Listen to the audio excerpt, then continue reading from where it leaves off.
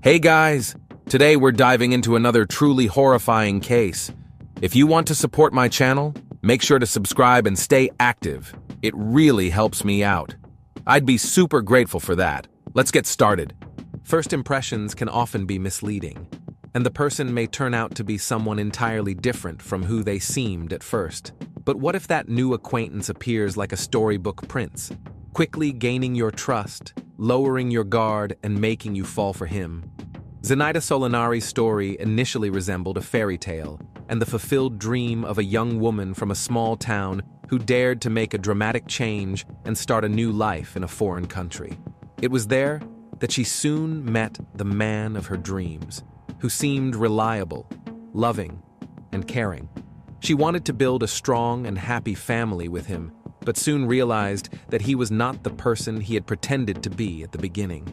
The young woman tried desperately to save the family for the sake of her sons and daughters, but sadly, it all ended in a terrible tragedy that left 3 children without their mother. Zenaida Solinari was born on February 18, 1982, in a small provincial town in the southwest of Moldova. She was the older of 2 daughters in a modest, working-class family. Her parents were poor and worked tirelessly from morning until night just to cover the basics. But even then, they struggled to make ends meet. She grew up alongside her younger sister, Oksana, who was 4 years her junior. From an early age, the 2 sisters were extremely close and practically inseparable. They got along well, always supported each other, and helped one another. This tight bond would later play a significant role in both of their lives. As a teenager, Zenaida fell in love with a boy from her school. Their relationship quickly turned passionate, and just a few months later, she found out she was pregnant. Neither of them was ready for a serious commitment or the responsibilities that came with raising a child. The young man soon disappeared from Solinari's life, leaving her alone to face a very difficult choice. Although disappointed, Zenaida's parents discussed the situation and decided that ending the pregnancy wasn't the right thing to do.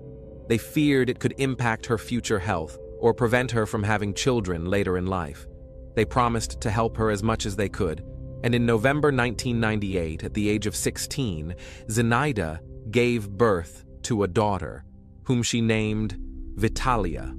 After finishing school, Zenaida got by with random jobs, since finding stable employment in her hometown was incredibly difficult.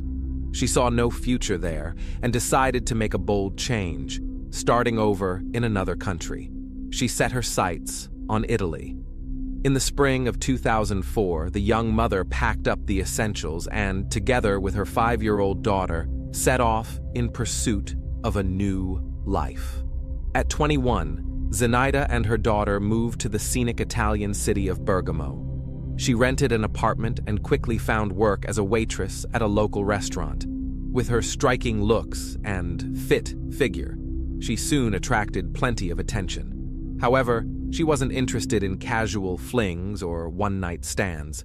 She was looking for a serious, long-term relationship. Not long after settling in, Solinari met a man named Maurizio Quattrocchi. He was nearly 12 years older, worked in construction as a stonemason, and also did interior finishing. From the start, he pursued Zenaida with charm, showering her and her daughter with gifts, giving compliments, and taking them on tours of the beautiful sights around Bergamo. Maurizio came across as someone serious, reliable, and attentive. He did everything he could to win her over, as well as earn the trust of young Vitalia. Zenaida had never experienced this kind of treatment from a man before, and she quickly fell for him. The age difference didn't bother her. She and Quattrocchi grew close quickly and soon started dating. Their relationship progressed quickly. Maurizio instantly connected with young Vitalia, who grew fond of him and trusted him. He even expressed a willingness to adopt the girl officially if he and Zenaida became a couple and got married. His thoughtful attention, care toward the 5-year-old, and the sense of security he offered won Zenaida over. So when, just 6 months after they met, he proposed, she said yes. It's important to note that the 33-year-old man had a troubled past.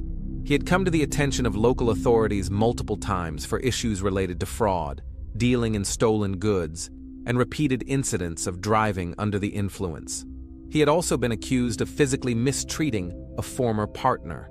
Naturally, Maurizio kept this history to himself, and Zenaida only learned about his criminal record after the wedding. But she chalked it up to youthful mistakes and assumed it was all behind him. She believed he had changed and convinced herself it wouldn't happen again. Even his occasional bursts of anger didn't seem to raise serious red flags for her.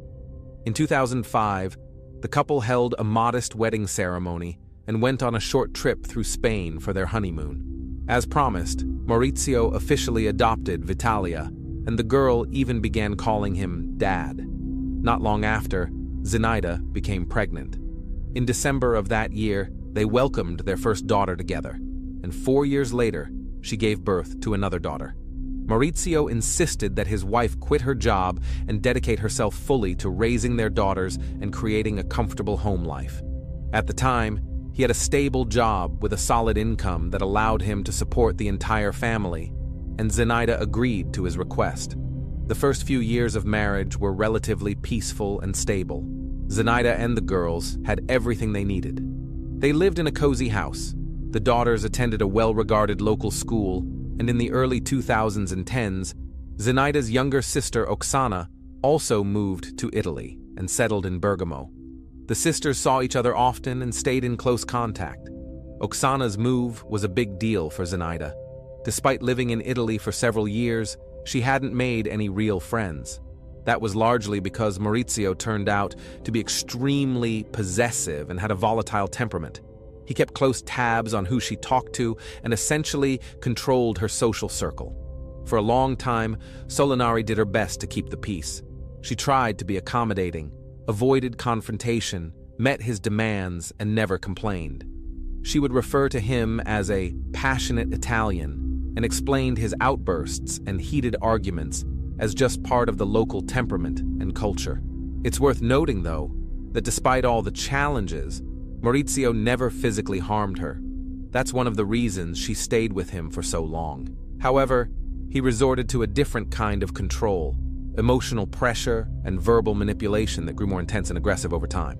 Still, he remained a caring father who adored his daughters and was actively involved in their lives. While her daughters were still young, Zenaida spent nearly all her time at home. But once they started school, she became more socially active, joining the school's parent committee and even considering going back to work. Around that time, Maurizio's behavior began to change drastically, and heated arguments at home became more and more frequent, eventually turning into something routine. He became extremely jealous, suspicious of every man Zenaida came into contact with, and at times openly accused her of being unfaithful, even though the accusations were baseless and purely from his imagination.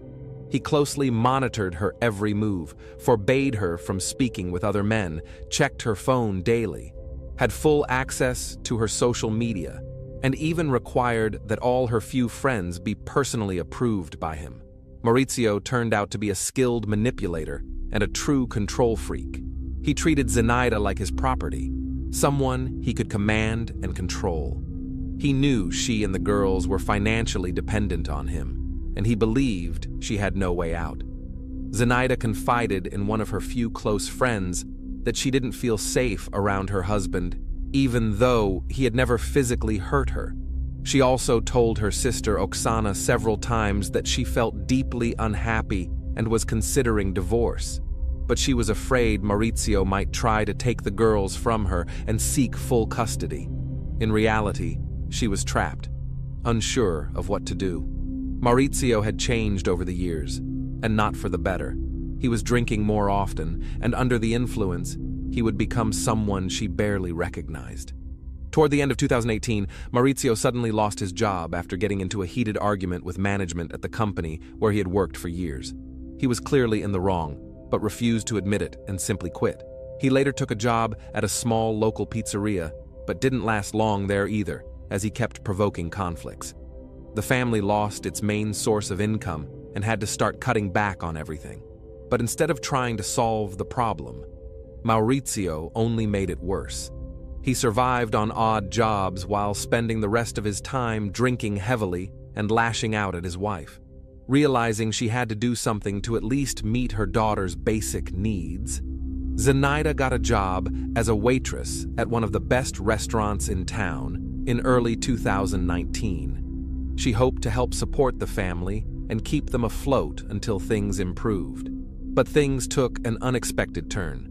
Shortly after she started working, Maurizio, already pathologically jealous, began losing control. He felt Zenaida was slipping out of his grip, that he could no longer track who she talked to or where she went. He launched into daily rants and interrogations, accused her of imaginary affairs, and demanded that she quit immediately. But Zenaida knew the family's financial well-being now rested on her shoulders. At the restaurant, she earned a decent salary, and, with tips included, she was making more than Maurizio had during his best years. This wounded his pride deeply. He grew openly resentful, constantly trying to belittle, insult, or undermine her. He had given up entirely on finding steady work and was now drinking more often and in larger quantities. Maurizio constantly called his wife, and if she didn't answer right away, he would start a fight. He demanded that Zenaida turn on video calls to show him where she was and who she was with. Naturally, the restaurant management wasn't thrilled about a new employee being frequently distracted by her phone. She was reprimanded and warned that she could lose her job. To avoid further problems at work, Solinari began turning off her phone during shifts, hoping that her husband would eventually calm down and accept the fact that she was now the family's main provider. Without this job, there would be no way for her and the girls to cover even basic living expenses. But when Maurizio couldn't reach her, he would become furious. Within a couple of weeks, he started showing up at her workplace, causing scenes. Her colleague Lydia, with whom Zenaida had quickly become close, later recalled how Maurizio would yell and humiliate her in front of others. Lydia tried to calm him down and lead him away to talk in private, but that didn't always work. Zenaida would hunch her shoulders and look like she was on the verge of tears. It was clear she was afraid of him and had no idea what to expect next. After a few months at the restaurant, Zenaida lost noticeable weight. She was always polite and kind to the guests, but would flinch at loud noises and constantly glance around nervously, as if expecting her husband to appear out of nowhere. She seemed to be under intense stress and barely holding herself together. As the emotional pressure escalated, it eventually crossed a line.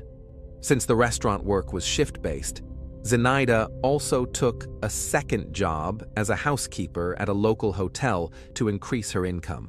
On top of that, with her striking appearance, she was offered a solid modeling contract for several photo shoots. Things were finally looking up.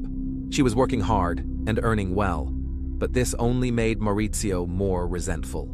He was now drinking almost every day, constantly starting arguments, and no longer held back in his words.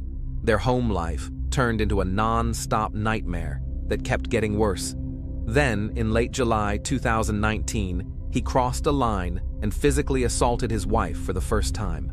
That moment marked a turning point, one he would not come back from. He no longer even tried to control himself. Now, physical aggression became routine in the home that once seemed peaceful. Maurizio frequently pushed Zenaida, grabbed her by the arms or hair, or slapped her. The bruises and marks usually appeared on parts of her body that could be hidden under clothing, so no one on the outside noticed anything. A few weeks later, Zenaida found a rare moment when her husband was sober and tried to have a serious conversation. She told him she wanted a divorce. Maurizio exploded. He became threatening, telling her he would never let her go and that he would rather commit a serious crime than lose her. He threatened to harm her and then harm himself if she ever left him. The argument ended in another act of aggression. This time, Zenaida was scared enough to contact the police, fearing for her life and the safety of her daughters. When the officers arrived, they encouraged her to press charges, but she refused, not wanting to escalate the situation further. All she asked for was help leaving the house safely with her daughters, because she could no longer live under the same roof with a man who had turned into a tyrant. Zenaida and her 3 daughters went to stay at Oksana's home, as they had nowhere else to go. Her sister took them in without hesitation and told them they could stay as long as they needed. That day, Zenaida finally confided in her relative, admitting for the first time that she feared for her life and the safety of her daughters. She told Oksana about Maurizio's threats, how he had said he would harm her and then himself. Interestingly, Oksana was married to one of Maurizio's cousins, but she had been much more fortunate in her relationship. Her husband was calm, kind, and completely disapproved of his relative's behavior. Both he and Oksana urged Zenaida to go to the authorities, to file a report and speak out about the threats and mistreatment, but Zenaida still refused. The next day, Oksana's husband went with Zenaida back to her house to help her pack up and move out, and to be there in case Maurizio caused another scene. As expected, he was furious. He demanded that his wife come back and refused to let her leave. At that point, the relative threatened to call the police himself if Maurizio tried to stop her or use any kind of force. That warning seemed to work. Maurizio backed down and watched silently as his wife packed her things. But leaving the house didn't end the nightmare. Maurizio quickly figured out where his wife and daughters had moved and started stalking and harassing them. He tried to manipulate the girls emotionally, saying how much he missed them and begging them to return. Towards Zenaida, he remained hostile and threatening. Concerned relatives called the police several times and urged Zenaida again to file a formal complaint, but she continued to decline. On October 5th, around 6 p.m., Maurizio, heavily under the influence, showed up at Oksana's apartment, located in a residential complex on Via Cremona. He demanded to see Zenaida. When he was told she was at work, he insisted on speaking with the daughters. Oksana, who had answered the door, firmly refused to let him in and didn't call the girls, not wanting them to see their father in that condition. She told him to sober up, clean himself up, and only then come back if he truly wanted to talk. Maurizio left, swearing loudly, but didn't stay gone for long. He returned soon after and began wandering the area, apparently waiting for Zenaida to come home. Oksana called the police and reported the situation, asking them to investigate. A patrol arrived around 11 p.m. The officers searched the neighborhood but couldn't find Maurizio or anything suspicious, so they eventually left. Around midnight, Oksana's husband was returning home when he noticed an old gray Peugeot 207, one that looked very similar to the car Maurizio used to drive. He mentioned it to his wife, and the two of them searched the apartment complex grounds together, but they didn't find the driver. That same night, Oksana sent Zenaida a concerned message, urging her to be extremely cautious and to notify them as soon as she arrived home so they could meet her outside. After so many years of living in fear, Zenaida had grown used to it. She ignored her sister's warning, convinced she could handle the situation. She promised to call as soon as she arrived home, but never did. That choice would turn out to be a fatal mistake. On October 6th, around 2 a.m., the stillness of the night was shattered by a piercing scream. Oksana and her husband woke up, but since their apartment windows faced the other direction, they couldn't immediately see what was happening. Oksana had a chilling instinct. It was her sister screaming, and she rushed outside with her husband. By the time they reached the front of the building, the attacker was already gone. On the ground near the entrance, Zenaida lay bleeding. Neighbors had already called emergency services. While waiting for the paramedics, Oksana tried desperately to stop the bleeding from a deep neck wound and begged her sister not to close her eyes. But the injuries were far too severe. By the time medical help arrived, Zenaida had succumbed to massive blood loss. There was no doubt in anyone's mind about who was responsible. The victim's family immediately gave law enforcement Maurizio's name, provided his photo, described his car, and shared his address. A regional alert was issued right away, but no one knew where he might have gone after the attack. Traffic surveillance cameras revealed the direction he fled, but by then, he had already left the city limits. Authorities believed he may have abandoned the vehicle and taken cover in rural or wooded areas. Roadblocks were set up, but the suspect managed to avoid capture for nearly 20 hours. His escape, however, was poorly planned. He had no idea where to go next. That evening, on October 6th, Maurizio was finally arrested when he tried to refuel his car in a nearby suburb. At the time of his arrest, Maurizio had sobered up but claimed he couldn't remember much from the previous night due to excessive drinking. He insisted he still loved his wife, had hoped they could reconcile, and that he never meant to hurt her. He called the entire event a tragic accident, but no one believed that story. By that point, forensic experts had already examined the victim's body, and their findings were shocking, even to seasoned investigators. Zenaida had suffered 18 stab wounds, several of which were fatal. 3 were to her face, 7 were defensive injuries on her arms and hands, indicating she tried to shield herself, and 8 were deep punctures to her neck and chest. 1 lung was punctured. Both the aorta and carotid artery were damaged. She lost too much blood too quickly, and there was little chance anyone could have saved her. The weapon, a large kitchen knife, was found about 60 feet from the scene, apparently discarded by the attacker during his escape. During questioning, Maurizio only partially admitted guilt. He said he didn't intend to harm the mother of his daughters and only wanted to talk. When asked why he had brought a knife, he claimed he didn't bring one at all, that he had found it on the ground near Oksana's home and picked it up with no specific intent. But a search of his home disproved that. The knife used in the attack matched a set from his kitchen, specifically the one missing from its holder. Investigators were able to piece together the full picture.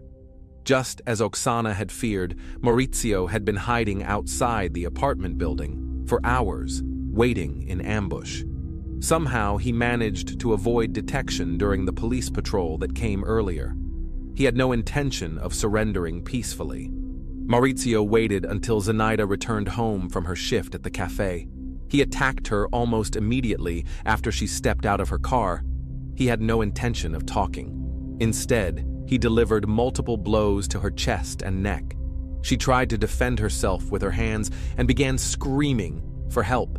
A neighbor, alarmed by the noise, looked out the window, saw the horrifying scene, and quickly called emergency services. The attack lasted less than 2 minutes.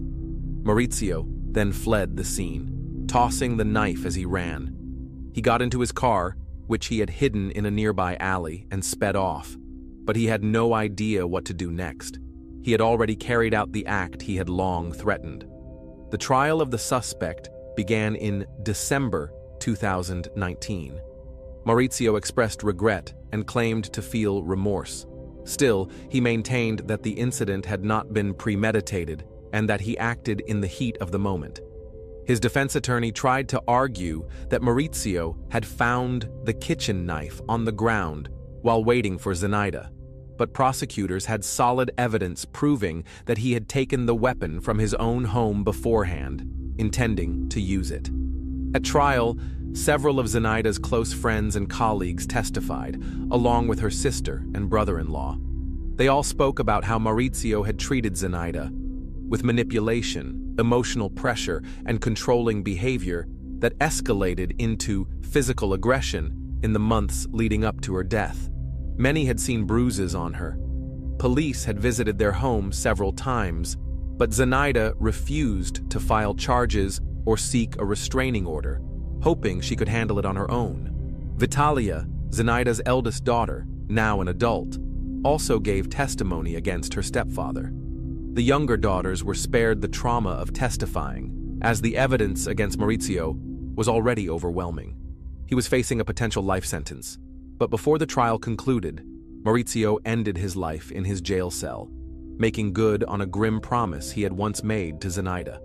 According to his attorney, his greatest fear was that his daughters would be forced to testify against him, and he chose not to face that outcome.